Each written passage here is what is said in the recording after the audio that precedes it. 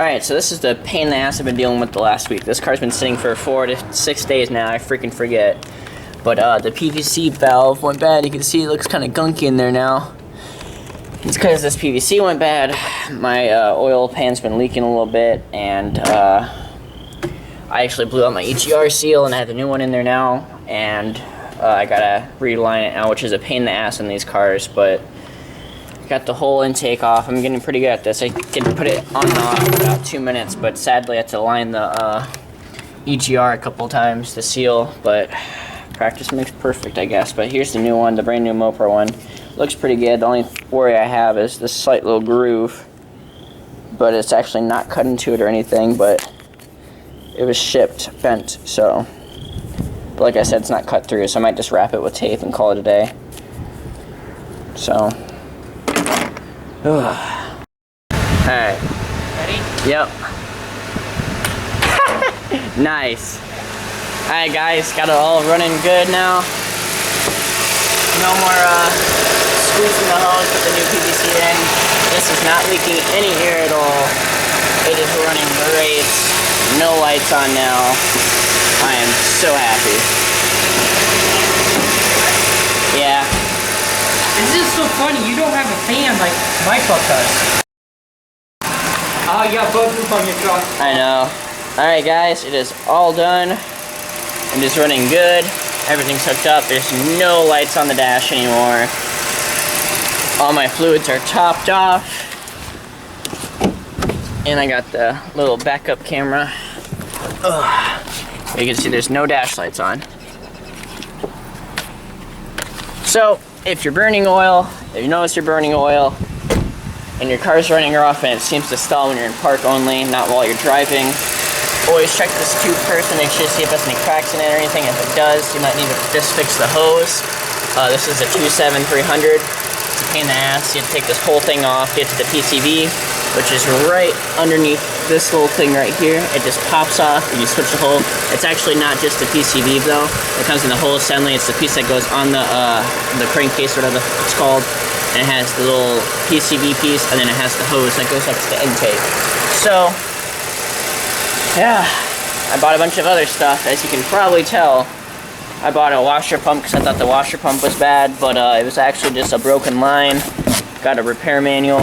I got a bunch of random stuff. I got a Mopar throttle body. It has a TPS on it. So I bought all this extra stuff, like a bunch of oxygen sensors, crank sensors, just a bunch of stuff I actually ended up not needing. So it's a bunch of stuff. So I would check that first. Avoid the whole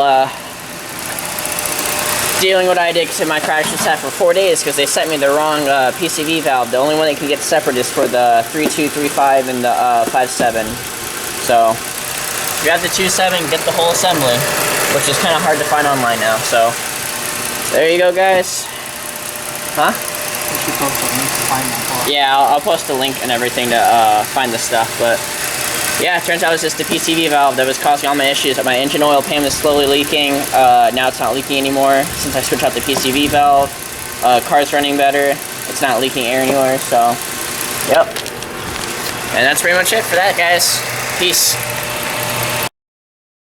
Alright guys, I got the backup camera. I have all the stuff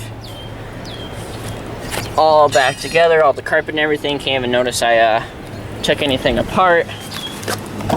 Can't even notice any wires. And then actually ended up tilting the camera a little bit down because it has a little tilt click thing. It clicks each time you tilt it. So now it's like perfect. So, and then I got the TV kind of tacky put up here. I'm ordering a double din, probably really nice Pioneer Kenwood. And I'll just unplug the RCA from that and then plug it in here with the other cable, the remote turn and all that stuff in the ground. So it's pretty much we hook up and play, but for right now I want to have a backup camera because I have roof parking. So whenever I go in reverse, and it'll turn on in like 2 seconds. And there you go. So, and then as soon as I go in park, and then as soon as I go in reverse. It's gonna be the same thing for the double din. So about a second delay. So. But yeah, overall pretty good install. Was not hard at all. So for the remote turn on and power off the camera. I just turned it onto the, I twisted them together to the reverse light itself, and then I grounded it to the ground of the reverse light as well, and then I ran it all the way up to the front where the TV is.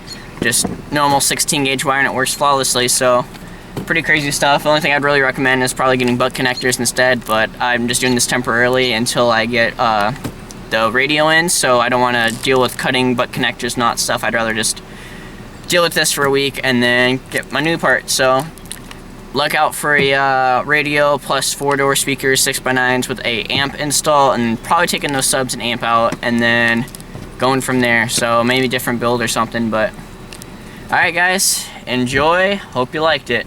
Peace.